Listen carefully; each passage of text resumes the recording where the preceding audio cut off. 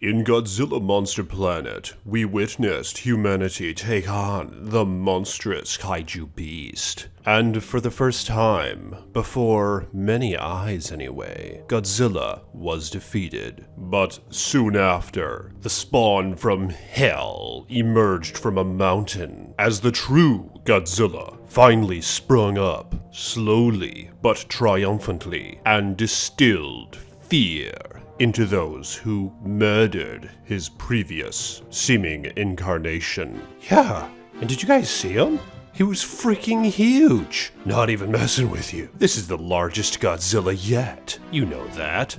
Look at this chart. Look at how tiny all the other ones are. Even Shin Godzilla and the legendary 2014 Godzilla don't stand a chance against him. One of the ways the humans in the Godzilla Monster Planet film defeated Godzilla was by flying around these little tiny speeder flying jet thingies that would blast lasers and machine gun-like bullets. But the thing is, these little vehicles were so damn maneuverable that from afar, Godzilla couldn't take them on. We're talking about the smaller version of Godzilla here. You see, his only defense, granted how slow he was to spew out his atomic breath at each one of these little fighter jets individually. But they scattered about intentionally to avoid a full defeat, and they kept turning around, coming back at Godzilla and blasting away at him. So Godzilla could only attempt to take out one of these little fighter jets at a time. So all of a sudden, before my eyes, I realized Godzilla wasn't that much of a threat compared to modernized technology. The military efforts were successful. They just kept coming back around and blowing the shit out of him with their little guns, and Godzilla just couldn't take it. Finally, upon setting a trap, the humans defeated Godzilla. But the thing is, shortly after this moment,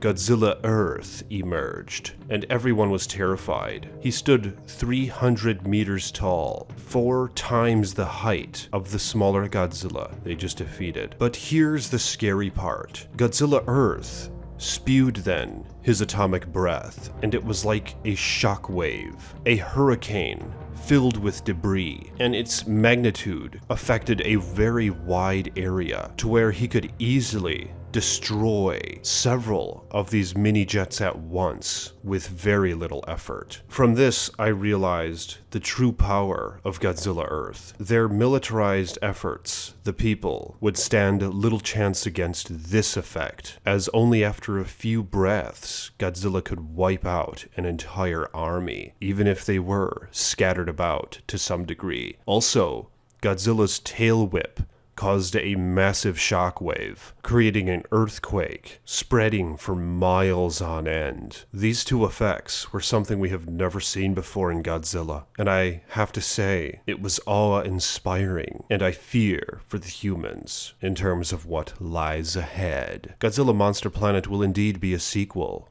or a trilogy for that matter, and I fear for their lives, those who dare stand against him. But what do you guys think of the powers of this Godzilla, and how might they combat this? Let me know in the comments section below. And if you want to support this channel, you can support me on Patreon. You can also buy this Godzilla sticker in my new Iceman stuff store, linked in the description below. I am the Iceman. More videos to come.